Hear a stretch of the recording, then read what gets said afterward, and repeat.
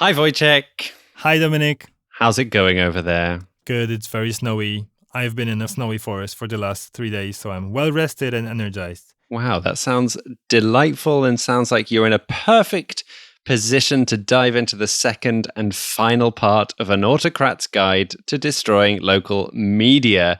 What have you got in store for us today, Wojciech? Today, we're zooming in on the legal aspect of capturing local media, and later on, we'll be hearing from some local journalists who had the personal experience of when autocratic regimes came knocking on their newsroom doors. But before we plunge into all that, it's time for a quiz. I love a quiz. I wasn't expecting this. Okay, hit me. Alrighty. So since we covered 3 countries in part 1, Bulgaria, Hungary, and Poland, I've got 3 questions, one for each. Ready for the challenge? Ready as I'll ever be. Fantastic. Question 1. In part 1, our friend and reporter, Dimitar Ganev, told us about Delian Peevski, a notorious Bulgarian oligarch with an enormous estate, including huge media ownership. Now, according to Reporters Without Borders, what percentage of the print media does he own? Is it A, around 30%, B, approximately 55%, or C, 80%? Oh, I'm going to go big and assume it's really terrible and that he owns 80% of all the print media in Bulgaria. But I can't believe that. Surely not. And that is unfortunately the right answer. Oh, no. What's even worse, that is the official number that the Reporters Without Borders, a very respectable organization, could put in the report. Reportedly, he owns much more, and not only in print media, but also in digital media, television, news, radio. Whoa. Are you ready for question 2? Hit me. Okay. Viktória Serdült, our Hungarian reporter for the story, told us about the rise and fall of Lajos Simiczka, a media magnate and Viktor Orbán's ally. As you probably remember, he eventually had a huge public fight with Orbán and was stripped of his media empire. Now, what do you think he's up to now? A. He got into competitive rod fishing. B. He put much of his money into a farming business. C. He disappeared and no one heard from him for quite some time. Ooh, I hope it's A for his sake. But I'm going to go with B. He got into farming. Great intuition, yeah. After he had this fight with Orbán, he sold and probably was forced to sell all his media assets. And recently, the only article I found about him was from February this year. And he invested almost 5 million euro in an agricultural business that used to be his small side business. And he runs it with his wife. So he seems to be doing fine. Good for him. I wish for him that he also takes up rod fishing. Yeah. Okay, so it's time for the final question. It's about Poland, obviously. When PIS, the right-wing party that ruled Poland for the last 8 years, took the reins in 2015, they swiftly appointed a new chairman for the national TV channels.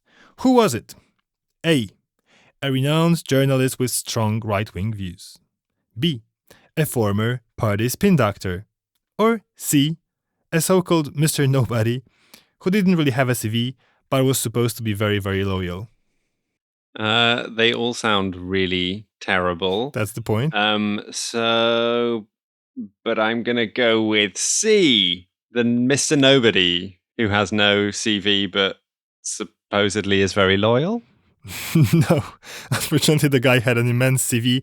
He was a former party spin doctor, actually the one who paved their way to the victory in 2015. Oh, goodness. And funny enough, a few weeks before the election, he gave an interview in that very same television and he said that he would never work for a public television because he was an active politician and he believed there should never be any state interference into what's happening in the public TV channels. Oh, the irony. Oh, God. Well, I didn't get that one right, but I got 2 out of 3, which I'm pretty pleased with. Thank you for this fun and very depressing quiz, Wojciech, to open the show. But I guess we better get on with the show proper and welcome back Viktória and Dimitar. Welcome back, both. Hi, everyone. Hello, thank you for having me. What have you got for us this week, Wojciech?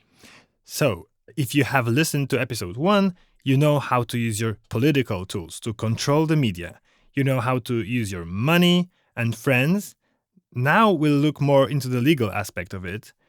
But most importantly, we'll try to give you some hints to the best of our flawed abilities as to what you, as a citizen and a voter, can do to prevent such grim things happening back in your country. Yeah, I might actually have some of those hints necessary, considering the election results in my home country, the Netherlands, where the far right won recently. So I'm going to go and get my notebook and some popcorn. So, shortly after the 2015 election, when Law and Justice took power in Poland, its members and the propagandist media began discussing a brand new topic, the repolonization of the media landscape. Repolonization as in like making it more Polish again? Yes, making it more Polish than never. Oh. Remember, after the communist era, a huge amount of the media in Poland had been bought up by foreign owners. Law and Justice wanted to change that. Here's Zuzanna Nowicka. She's a lawyer from the Helsinki Foundation for Human Rights, specializing in freedom of speech issues. The main issue that we have with repolonization was the fact that in 2020, a state-owned company bought Polska Press, which is the biggest editorial company that specializes in local press. The company that bought Polska Press was PKN Orlen, an oil refinery and distribution company. Why is an oil company getting involved with the media? Simply because it was and remains the biggest and richest state-owned company in Poland. And at the time, it was governed by a Law and Justice Party loyalist, Daniel Obajtek, the infamous Daniel Obajtek, I should say. Now we have to emphasize how the scheme is almost the same as the Hungarian one, but upgraded. You probably remember Lajos Simicska, the guy who bought all those outlets and became a close ally of Orbán. Here's Agnes Urban, the Hungarian media expert you heard from in part 1. 2015, Lajos Simicska stepped out from the system and a huge conflict started between the Prime Minister and Lajos Simicska. He publicly insulted Orbán after some of his top staff resigned, and then things spiraled out of control between them. This conflict was one of the most serious crises during Orbán's tenure. Even though Simicska eventually lost and was stripped of his media empire, his rebellion against Orbán caused serious problems for the regime he'd been building.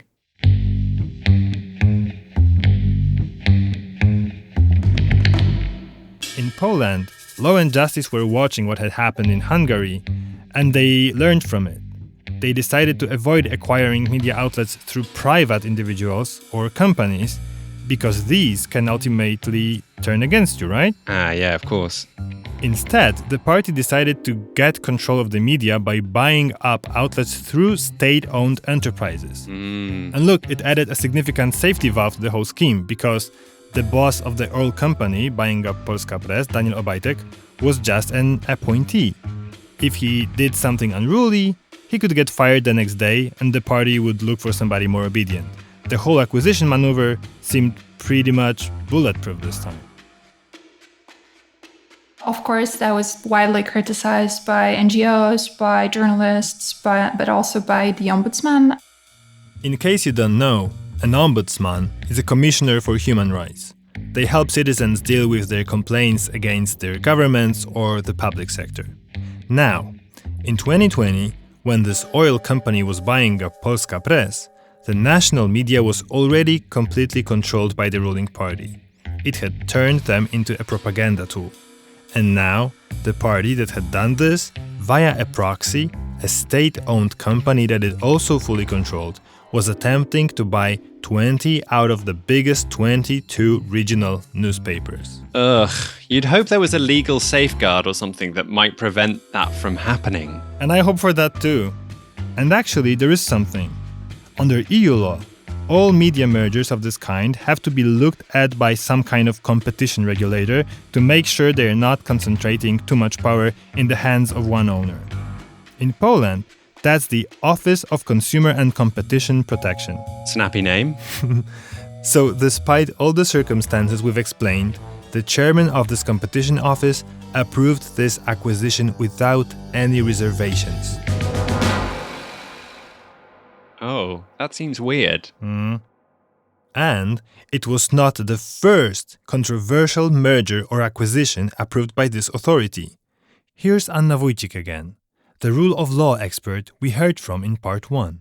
Its track record is not great. This competition authority cleared the acquisitions of certain businesses. Also, it green-lighted the acquisition of Lotos by Orlen. What Anna is referring to is one of the most debated mergers in the history of Poland. That same PKN and Orlen, the biggest oil company in Poland, bought the second biggest oil company in Poland. Again, that acquisition would struggle to happen under normal circumstances. But then you have this national competition authority that is compliant, that gives decisions that you like because you put people that you like as chiefs. But then there is, unfortunately, this independent commissioner for human rights who is still trying to challenge this decision. So what happens with the media outlets is that the commissioner for human rights, who was at the time independent, takes this decision to court as a last resort to stop it from happening. And the court suspends the merger and introduces a vital interim measure. PKN and Orlen cannot change anything in the editorial boards of Polska Press. Okay, so whilst we're waiting for the court ruling, the oil company weren't allowed to order Polska Press to fire any of the journalists and replace them with more government-friendly ones, I presume. Yeah, exactly. So as you can imagine, the people in power were not happy. The representatives of Orlen and of the political party PIS, they were unhappy with interim order of the court, and they say that they do not accept it. And so PKN and Orlen, backed by the government, completely ignored what they were supposed to do, or rather not do. And very soon after the acquisition, they changed the head of Polska Press, of the board of Polska Press, to someone who is already known in the journalistic circles as someone whose views are right-wing and also very pro-governing party. And then they just continue to change the members of the editorial board to people who are more pro-government. Ugh. So the interim measures were at least trying to hold the government in check, but in reality that just wasn't happening. The only possible chance now was the final hearing. The final decision has completely neglected our legal claims and allegations that we have presented in our written opinions and statements in the procedure. That's Cezary Węgliński, the lawyer who represented the Commissioner for Human Rights office in the proceedings. In the end, the court approved the merger and dismissed all of the commissioner's claims. Whoa. The court, at this point, the only institution that could have acted in defense of media freedom, said, well, it's not our job, we only investigate economic criteria. Economically, it looks fine. Case closed. Is there any chance that the judges here weren't entirely independent in their judgment of this case? Well, there were indeed new judges put in charge of the final hearing, but it's difficult to say whether they ruled the way they did because they were told to.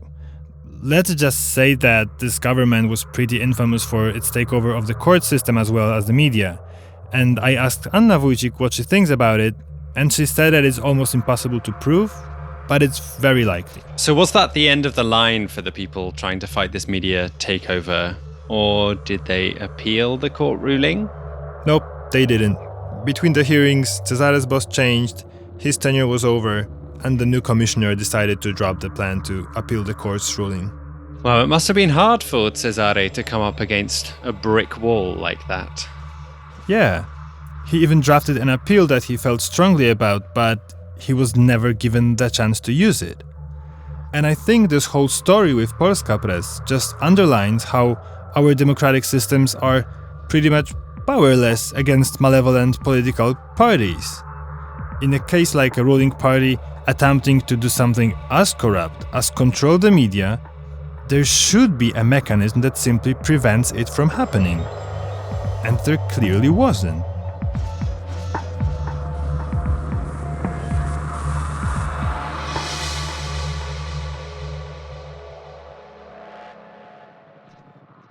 Okay, so we've established what the tools are.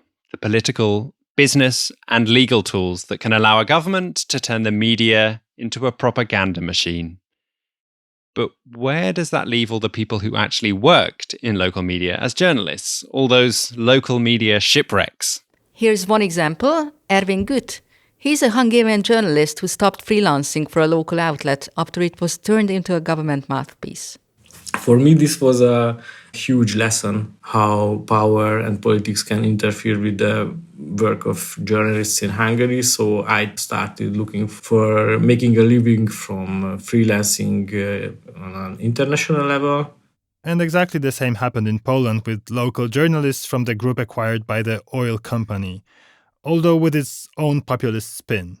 Zuzanna Nowicka, the human rights lawyer who works on media freedom, explains how this works in practice. Technically, after the acquisition, not a single journalist was fired, maybe one person out of 20 titles. But just after the acquisition, the new head of Polska Press, Dorota Kania, she was traveling around Poland, going to different cities and talking with editors-in-chief and saying, sometimes more bluntly, sometimes less, that they are no longer welcome in the company, that this is the end of their cooperation, and the only technicality is how they end the cooperations. The office of Marek Twaruk, the local newspaper editor we heard from in part 1, was one of the stops on the new boss's tour. Szybko przyjechał do mnie. Very quickly, a board member came to me and said she couldn't imagine working with me. She suggested I move to the position of deputy editor-in-chief, indicating that I could stay as long as I wanted, but essentially I was supposed to step aside. And of course we parted ways. No i oczywiście rozstaliśmy się. Natomiast jak się później okazało, as it later turned out, about 20 people eventually left, unable to find their place in these new realities, which I think speaks well of the team, because these are people who understand that journalism does not consist of deciding every morning what pleasant matters to write about in favor of those in power and what unpleasant matters not to write about. Miłych władzy pisać, a jakich sprawach niemiłych nie pisać. In some cases, journalists working in this new reality have had to deal with blatant censorship. In lots of other cases, the reporters who've stayed have simply started self-censoring. For example, let's say that sometimes a journalist would write an article about WOŚP, which is an organization that collects money for charity in Poland, and its head is known to be anti-government. And let's say that this article just didn't get accepted, and there was no reason given, it just was never published. Say after 4th or 5th or 6th time something like this happens, the journalist more or less knows what he can and what he cannot write about. So the automatic reaction for some people would be to just leave a place like that. But quitting your job is not always an option. Of course, we had cases of people who kept working for Polska Press because they did believe that this is their mission and they have to keep doing that and be as impartial as they can under the new owner, under the new editor-in-chief. I also heard stories about people, which is also understandable, that could not afford to lose that job.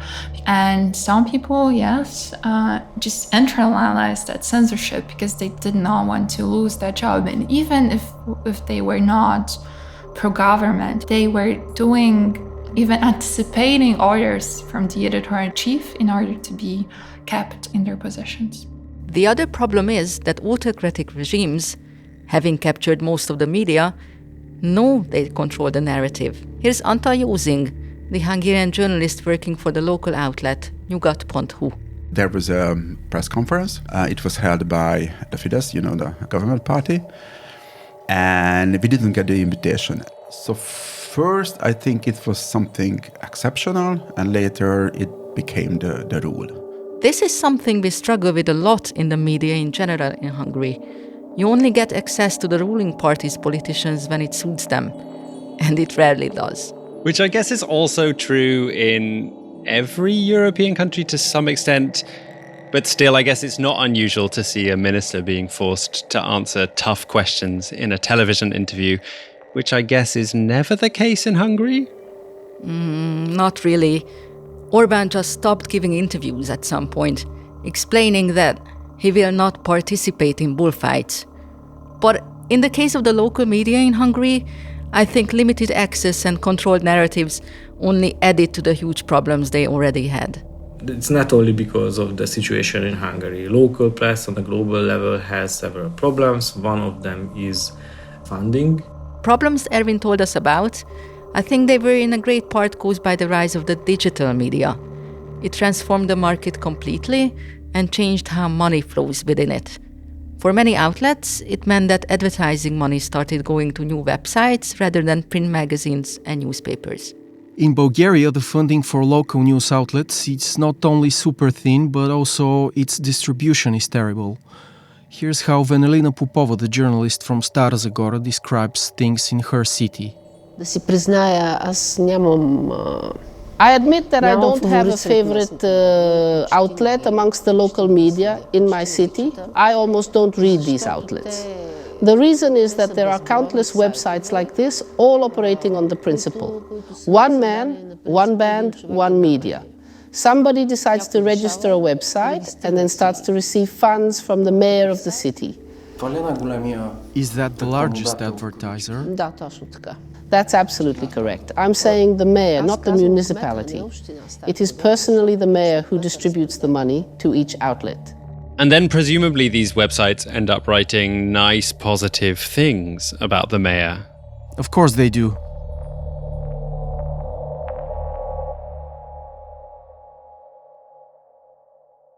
All of what we've described has made it a lot harder for people to get basic, honest information about what's happening in their societies. I'd go as far as to say that in our 3 countries, it's the media that controls society. Actually, it's supposed to be just the opposite. That's a very grim conclusion, but I'm sure you'll offer us some words of hope before we wrap this episode up, please. Maybe. Well, I think the EU needs to take more interest in this issue, and they also need to act more decisively. Yeah, it is wild that the EU, supposedly a club of democracies, has let this happen. Well, the EU mostly claims that their hands are tied. Here's Anna Wojciech. The EU may have an excuse because very little regarding media is regulated on the EU level. That's why the EU started working on the European Media Freedom Act that is currently under works. It was approved by Parliament and it's now in the legislative process. And I think it's a good direction to prevent backsliding in the future. Maybe not to prevent it, but to help people to fight it from within. Because if the European Media Freedom Act is enacted, then we will have this very clear EU level provision and we can lobby the EU Commission in the future to start proceedings because something will be breached. On top of the hope that European safeguards will become stronger, there are several things that we can do as citizens and voters. The first and most important thing is to hold people accountable. Whenever something outrageous is happening, let's react. Let's make a fuss about it. As much as it seems naive or a super long shot, I feel like this is what, in vast part, contributed to the recent defeat of the right-wing populist party in Poland. Their propagandist media had been so widely criticized everywhere outside of their own channels that it built up this massive anger that pushed many people to protest via the ballot box. So from a Bulgarian perspective, the same applies to media ownership. We need much more clarity. It's somewhat unthinkable that in the 21st century in the EU, I don't actually know who controls the media in Bulgaria, since its masters have apparently sold it to a frontman. Anna Wojciech argues that a malevolent government will always find a way to circumvent checks and balances. As much as we should work on improving them day in, day out, it all boils down to democratic culture, as she puts it. And we are the ones who pick people who define it. So I'll say that again. We need to hold those not respecting it accountable. Just like you do, Viktória and Dimitar. Yeah, it's an everyday struggle, but this is something that we will definitely win one day.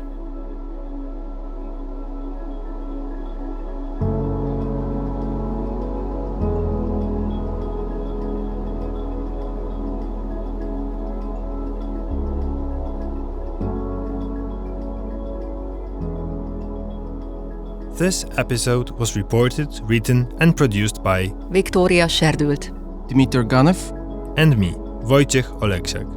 My other duties on this one were scoring, sound design and mixing. Editing came from Adam Zulawski and Katy Lee. Editorial support came from Katz Laszlo and Dominic Kraemer, who also directed recording sessions. Special thanks to all the people who spent time talking to us. Wesisława Antonowa, Erwin Gut, Antal Josing, Zuzanna Nowicka, Wenelina Popowa, Dr. Anna Wójcik, Spas Spasow, Marek Twaruk, Agnes Urban, and Cezary Węgliński. Finally, none of this would have been possible without the generous funding of Journalism Fund Europe, Allianz Foundation, and of course our lovely Patreon supporters. Thank you for helping keep one of the only independent podcasts about Europe going.